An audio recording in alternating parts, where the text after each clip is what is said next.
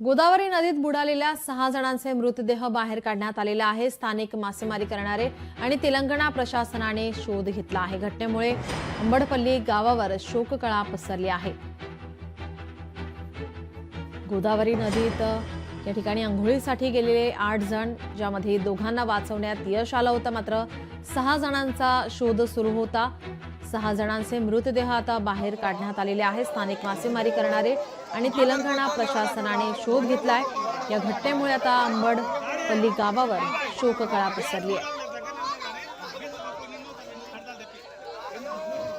अंबडपल्ली या गावातील एकाच परिवारातील 6 जण बुडालेत।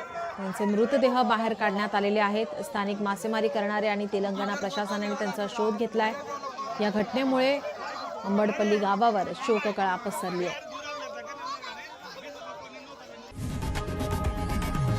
लोकशाही मराठी ऐका, पहा, जागरूक रहा।